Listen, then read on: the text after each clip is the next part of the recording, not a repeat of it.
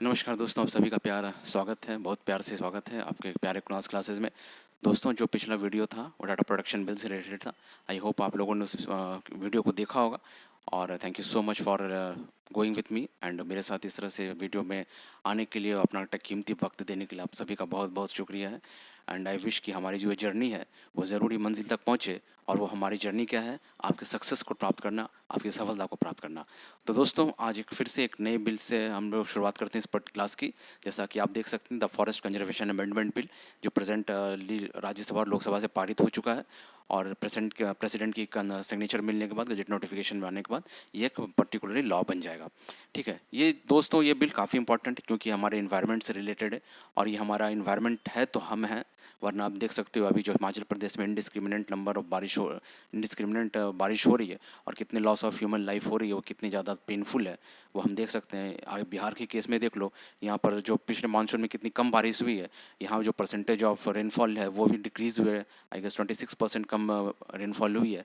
तो anomalous behaviour of जो weather आप देख रहे हो, इन्वायरमेंट का देख रहे हो, it's really threatening the human life. That's why environment is very very important to us. हमें ऐसा नहीं सोचना चाहिए किसी और की जिम्मेदारी है या गवर्नमेंट की जिम्मेदारी है। No sir, no sir, ma'am और and my dear friends, saving our own environment is our own responsibility. So I would request you all to think globally, act locally. Write it down. Think globally, act locally. What does it mean? It mean your day to day local activities. What I mean by it, मैं जब day to local activities कह रहा हूँ कि मान लो कहीं आपको जाना है या फिर कचरा फैलाना है, तो वो ना करें। जहाँ तक हो सके अपने इन्वायरमेंट को सेव करके चलें, अपने ज़्यादा प्लांटेशन करें, ज़्यादा से ज़्यादा ग्रीन चीज़ों का उपयोग करें। ये जो आपका लोकल में किया हुआ एक्ट है, ये ग्लोबल इन्वायरमेंट को प्रोटेक्ट करने में एक बहुत बड़ा हेल्प होगा। क्योंकि आपको देखते हुए कुछ और लोग जुड़ेंगे, उससे कुछ और लोग जुड़ेंगे और ये कारवां चल पड़ेगा। हालांकि first we need to take a first step at our own self, then we can ask other to follow our suit. So presently we will start this particular class with this the forest conservation amendment bill. और दोस्तों देखिए, जो बहुत ही ज़्यादा amount important bill होता है, उसके लिए हमें ये देखना पड़ता है कि वो बिल राज्यसभा में कब पारित हुआ, लोकसभा में कब पारित हुआ। हर के लिए देखना पॉसिबल नहीं, हर को याद रखना भी पॉसिबल नहीं। हाँ, पर्टिकुलरली ये बिल 2 अगस्त को राज्यसभा से पारित हो गया, लेकिन इसके आने के चांसेस कम है। डाटा प्रोटेक्शन बिल काफ़ी इंपॉर्टेंट है, इसलिए उसके डेट्स इंपॉर्टेंट थे। इसका सच बहुत ज़्यादा इंपॉर्टेंट नहीं, तो हम उस चीज़ में नहीं पढ़ें क्योंकि सिलेबस बहुत बड़ा है। तो वी मस्ट नो कि हमें क्या पढ़ना और क्या छोड़ना है। नहीं, ओके, आगे बढ़ते हैं दोस्तों। जैसा कि आप देख सकते हो कि 1970 का एरा मैंने लिखा है, उस एरा को समझने की कोशिश करेंगे। उस वक्त आते आते जो वेदर का जो एनामलस बिहेवियर था वो काफ़ी ज़्यादा चीज़ प्रभावित कर रहा था। और वर्ल्ड लेवल पे और यूनाइटेड नेशंस को ये चीज़ समझ में आ गई कि जो वेदर का जो एनामलस बिहेवियर है, जो बिहेवियरल पैटर्न है, जो वेदर है, जो इन्वायरमेंट है, अगर इसे प्रोटेक्ट नहीं किया गया, कुछ सस्टेन इन्वायरमेंटल एफर्ट नहीं लिए गए, कुछ पॉलिसीज़ नहीं लाई गई, तो ये चीज़ें सस्टेनेबल नहीं है ह्यूमन इवोल्यूशन के लिए और ह्यूमन के सस्टेनेबल के लिए। दैट्स वाई 1970 के एरा में हम काफ़ी सारे कन्वेंशंस देखते हैं। ये कन्वेंशंस बस एज सच से इस बिल से आपको कनेक्ट करने के लिए है कि वो एनवायरनमेंट इज़ सो इम्पॉर्टेंट, और उस समय से ये चीज़ें शुरू हुई हैं। इसके अलावा बहुत सारे कन्वेंशंस हैं, इंडिया के कन्वेंशंस, इंटरनेशनल एफर्ट्स, इंडिया के कन्वेंशंस, और बिहार ने जो एफर्ट किया है, जैसे जल जीवन मिशन है, हरियाली मिशन है, हमारी क्यारी हमारी थाली है। इस तरह से जो गवर्नमेंट ऑफ बिहार के जो भी इनिशिएटिव्स हैं रिलेटेड टू इन्वायरमेंटल प्रोटेक्शन, वो जरूर से आपको पता होना चाहिए। जस्ट एक मैंने एग्जामिनेशंस के बच्चे हैं और वो ब्लेम्स के लिए काफ़ी इंपॉर्टेंट है। तो 3 स्तर पे हम लोग देखेंगे कभी किसी और क्लास में। The effort that has been taken on the international level, the efforts taken by the government of India, and the efforts taken by the government of Bihar in three different segments on 3 different line, the way we have done in the previous classes. In particular this video I will be dealing with the forest conservation amendment bill. तो उसको start करने के लिए हमें इन चीज़ों को थोड़ा सा कनेक्ट करना पड़ेगा, so that we will easily connect to the bill. Okay दोस्तों, तो हम देखते हैं, जैसा कि पहले आप देख सकते हैं जो स्टॉकहोम कॉन्फ्रेंस लिखा हुआ है, और सबसे पहली चीज़ स्टॉकहोम कॉन्फ्रेंस जो 1972 में आई थी, ये इंपॉर्टेंट इसलिए है क्योंकि ये एक यूनाइटेड नेशन का कॉन्फ्रेंस था on human environment. Popularly it is known as Stockholm conference, and which is happened in 1972, but popularly it is known as United Nations Conference on Human Environment. You must know this. The prelims में इस तरह से कहा जाता है कि United nation conference on human environment कब हुआ था? 1972 में। स्टॉकहोम कॉन्फ्रेंस कब हुआ था? 1972 में। इसमें 26 प्रिंसिपल्स और 8 इशूज़ थे, और ये काफ़ी डिटेल्ड प्रोविजन है। एजेंडा 21 आप इसमें देखेंगे, और काफ़ी चीज़ें हैं, तो हमें उसमें भी नहीं जाना। Presently we will stick to this bill. तो स्टॉकहोम कॉन्फ्रेंस 1972 में आया था दोस्तों। उसके अलावा हम देखते हैं कि रामसर कन्वेंशन किस चीज़ से रिलेटेड है? कंजर्वेशन ऑफ वीटलैंड, 1971 में आया था। बिहार में भी वेटलैंड है, कौन सा है वो आपका होमवर्क है, आप मुझे देख के कमेंट में बताएंगे। रामसन कन्वेंशन मैंने बता दिया, वेटलैंड कंजर्वेशन है। साइट्स 1973 में आया था। ये क्या है, ये लिखा हुआ है मैंने, convention on international trade in endangered species of wild flora and fauna. तो इसको याद रख लेंगे। साइट्स 1973 में आया था। साइट्स किस चीज़ से रिलेटेड है, तो convention on international trade in endangered species of wild flora and fauna. जो भी इंडेंजर्ड स्पीसीज हैं हमारे वाइल्ड फ्लोरा एंड फाउना के, उनको कंजर्व करने के लिए हमारा साइट्स का बिल, जो कि इंटरनेशनल एफर्ट है, 1973 में आया था। गवर्नमेंट ऑफ इंडिया का फॉरेस्ट कंजर्वेशन बिल 1980 में आया था, जो अब 2023 में उसमें कुछ अमेंडमेंट्स आई गई हैं। उसके अलावा देखते हैं दोस्तों, prevention of water pollution act 1974, ये 1974 में आया था, देख सकते हैं यहाँ पे है, सॉरी मैं सामने आ गया था। Prevention of water pollution act 1974 में आया था।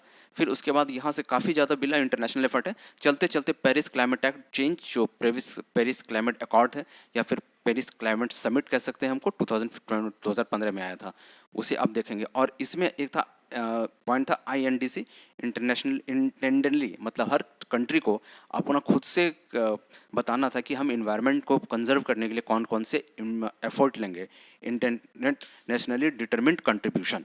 और इसके बाद एक ग्लोबल स्टॉक हिट होता है, जिसमें कि विलफुली हर कंट्री ये बताती है कि हमने कंजर्वेशन करने के लिए या फिर प्रोटेक्ट करने के लिए इन्वायरमेंट को क्या क्या एफर्ट किए। वो सारी चीज़ें पेरिस कन्वेंशन में थी।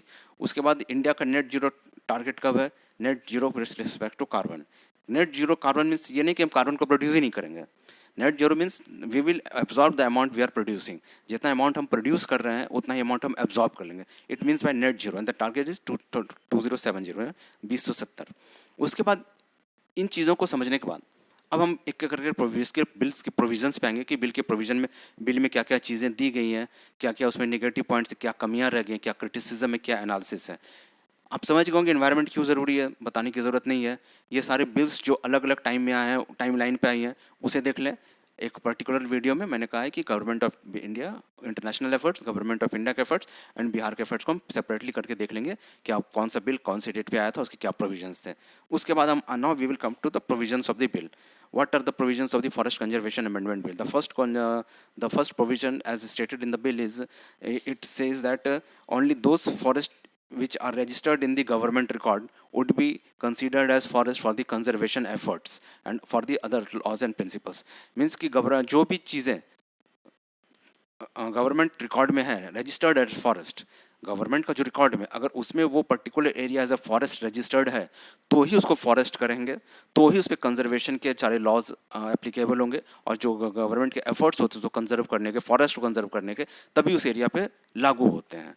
तो पहली चीज़, only those forest area would be considered as the forest area which are there in the government record registered as for that purpose. Government record में जो एरिया रिकॉर्डेड है उसी को हम फॉरेस्ट कहेंगे एज अ फॉरेस्ट। तो जो area recorded नहीं है, क्या ऐसा भी एरिया है? बिल्कुल है। लगभग 27% एरिया जो है इंडिया के, वो फॉरेस्ट एरिया तो है, फॉरेस्ट एरिया है, बट वो गवर्नमेंट रिकॉर्ड में ऐसे मेंशन्ड नहीं है, और जो तकरीबन बनाता है 2 लाख स्क्वायर किलोमीटर का एरिया। अब ऐसे बहुत सारे फॉरेस्ट एरिया हैं जो डेफिनेशन ऑफ द फॉरेस्ट जो गवर्नमेंट ने इंडिया ने दी है उसके अनुसार फॉरेस्ट तो है, बट गवर्नमेंट हर चीज़ को रिकॉर्ड तो नहीं कर सकती है। ऐसे बहुत सारे फॉरेस्ट एरिया हैं जो कि गवर्नमेंट में एज सच नहीं है, तो वो सारे एरिया तो कंजर्वेशन एफर्ट्स में आएंगे नहीं, वो तो हमारा लॉस हो जाएगा। और इन्वायरमेंट जो हमारा इतना सस्टेनेबल, हमारा इतना सेंसिटिव इशू है, उसमें इस चीज़ों को शामिल नहीं करना, हम ये कर सकते थे कि we will do a fresh survey. Government एक लाइन कह सकती थी, we will do a first fresh service and those area which are not there in the which are those not registered as forest area but which qualifies to be registered as a forest area, we will be adding those area in the upcoming any exercise that government is intended to take at XYZ time। But ऐसा कुछ भी mention नहीं है कि हम आने वाले time में कुछ नया सर्वे करने वाले हैं, जो एरिया एक्सक्लूड हो गए हैं हम उन्हें इंक्लूड करने वाले हैं, और ऐसा कुछ भी नहीं है। तो जो रजिस्टर्ड गवर्नमेंट रिकॉर्ड में सिर्फ वही फॉरेस्ट एरिया के तौर पे कहा जाएगा। बाकी 27% of forest area which signifies 2 lakh square kilometres of the area would not be registered as a forest area, वो अफेक्ट होंगे। ठीक है दोस्तों। उसके बाद एक सुप्रीम कोर्ट का गोदा वर्मन जजमेंट, इससे याद रखें ये जजमेंट, चूँकि सुप्रीम कोर्ट का जो भी जजमेंट अगर चर्चा में आ जाता है तो इंपॉर्टेंट हो जाता है। गोदा वर्मन जजमेंट में सुप्रीम कोर्ट ने कहा था कि कोई भी एरिया अगर वो फॉरेस्ट एरिया है तो है, इट डजेंट मेंशन कि वो गवर्नमेंट के रिकॉर्ड में मेंशन है या नहीं है, अगर वो फॉरेस्ट एरिया है तो वो है। तो ये जो ये जो प्रेजेंट बिल है, ये सुप्रीम कोर्ट के इस रूलिंग को भी नलीफाई करती है, which is a mention of matter of concern. उसके अलावा इस पर्टिकुलर बिल का जो प्रोविज़न उसका एक अगला दूसरा पॉइंट क्या है, अनक्लासिफाइड फॉरेस्ट ऑफ नागालैंड। जो नागालैंड जब नॉर्थ ईस्ट की तरफ आप जाएंगे तो काफ़ी ज़्यादा वहाँ आप जानते हैं एवरग्रीन फॉरेस्ट का एरिया है वो। ये भी हमें पढ़ना है, फॉरेस्ट एवरग्रीन फॉरेस्ट कहाँ मिलता है, टेम्परेट फॉरेस्ट कहाँ मिलता है, ट्रॉपिकल फॉरेस्ट कहाँ में मिलता है, तो वो तो एवरग्रीन एरिया का फॉरेस्ट है ही। तो नागालैंड के एरिया में आप जाएंगे तो बहुत सारे अनक्लासिफाइड फॉरेस्ट हैं, जो कि वहाँ पे रहने वाले जो लोकल प्रजाति हैं, लोकल कम्युनिटी है, वो उसको प्रोटेक्ट करती हैं, प्रिजर्व करती हैं, लेकिन वो एज ए फॉरेस्ट रिजर्व नहीं है। वो लोकल क्लान, जो लोकल समुदाय होते हैं, उनके लिए वो बहुत ही ज़्यादा इंपॉर्टेंट होते हैं, प्रिस्टीन होते हैं, उनकी काफ़ी ज़्यादा रिलीजियस थाट्स उनसे जुड़ी हुई होती है, ठीक है, उसको वो प्रोटेक्ट करते हैं। और ऐसा केस कहीं पे देखा भी गया था दोस्तों, आज मैं आपको बाद में मेंशन कर दूंगा, कि जहाँ पर जो, और ये बहुत सारे एक्ट्स में ये चीज़ कहा ही जाता है, एग्जाम्पल तो खैर अलग चीज़ है, केस स्टडी, बट जनरली जो भी कंजर्वेशन एफर्ट्स होते हैं उसमें जो लोकल पॉपुलेशन होता है उसको शामिल किया जाता है। और वो हम नीचे देखेंगे, वो भी चीज़ है इसमें नेगेटिव, कि लोकल लोगों के बारे में कुछ नहीं कहा गया है। पर्टिकुलरली जो नागालैंड एरिया में जो एवरग्रीन फॉरेस्ट वगैरह हैं, जो लोकल क्लॉन्स वगैरह प्रोटेक्ट करते हैं, वो is not registered as forest area in the government record, तो उसको भी आप अफेक्ट करने जा रहे हो। तो ये जो आपने एक लाइन विड्रॉ कर दिया कि government recorded, government not recorded, ये जो लाइन है ये फिर वास्ट एरिया जो गवर्नमेंट इंडिया का है उसको अफेक्ट करने वाली है, जिसपे गवर्नमेंट को सोचना चाहिए, और ये नेगेटिव एरिया है। उसके अलावा देखेंगे दोस्तों, ये अरावली हिल्स कहाँ से शुरू होती है, हमने देखा है वो शुरू होती है और दिल्ली तक आती है, गुजरात से शुरू होते हुए, ठीक है। वहाँ का जो एरिया अरावली का एरिया है, वहाँ पे भी आपने देखा होगा ग्रेट वॉल इंडिया का जो बनने वाला है, ग्रीन वॉल, उसको काफ़ी करंट अफेयर्स में रहता है, जो राजस्थान से पूरे दिल्ली तक का एरिया है वो डेजर्टिफाई ना हो जाए, उसके लिए हम ग्रीन वॉल बनाने वाले हैं।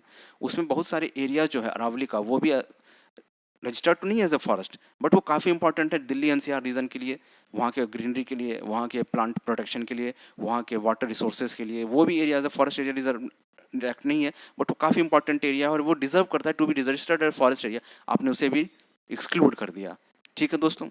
अब दूसरा, ये तो एक बिल के तीन हमने देखे, ABC तीन पॉइंट जो कि नेगेटिव है।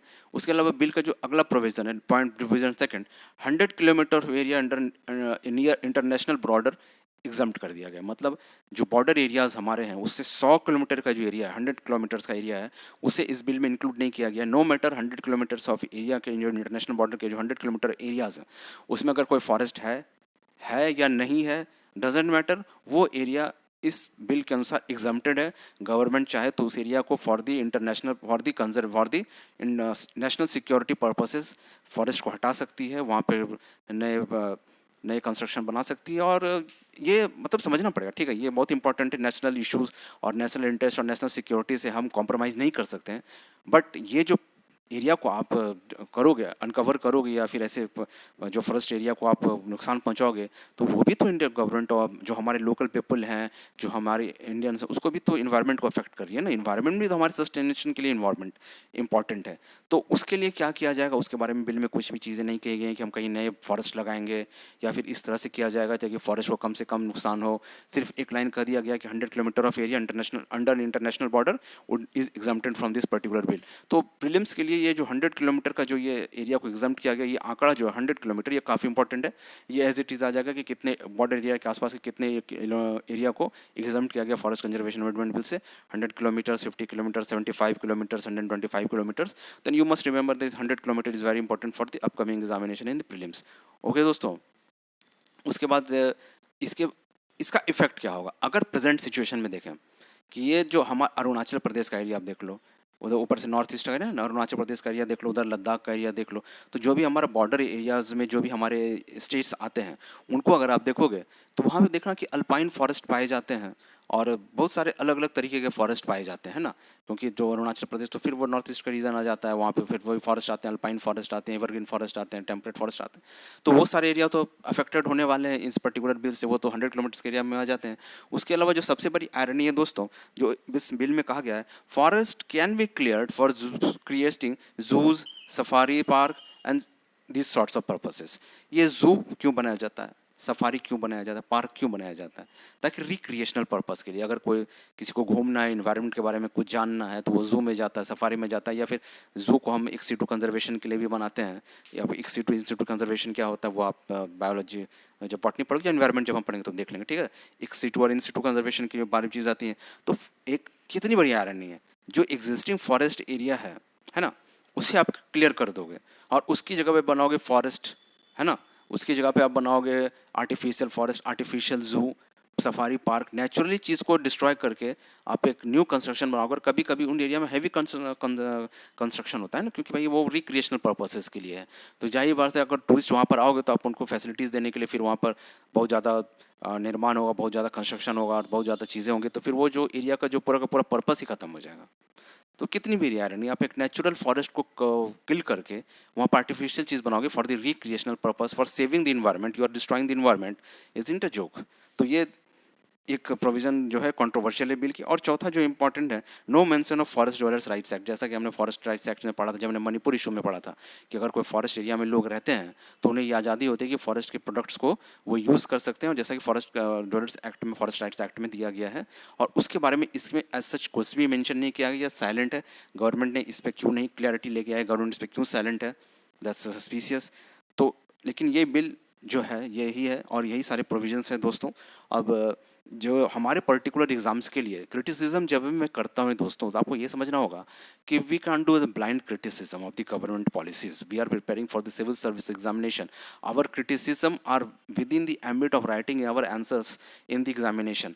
हमारे जो क्रिटिसिज्म है वो ऐसी ही होनी चाहिए जो हम लिख सकें, फिर जिसके लिए हम वे आउट दे सकें। मान लो हमने 100 अपने 100 जो क्लास गवर्नमेंट रिकॉर्ड में एज अ फॉरेस्ट नहीं है, आपने उसे हटा दिया, तो ठीक है, आप फिर से सर्वे करके उसे ऐड कर लेना। तो अगर आप कोई भी इशू या प्रॉब्लम अपने आंसर्स में लिखते हो तो you are suppose to write the solutions as well.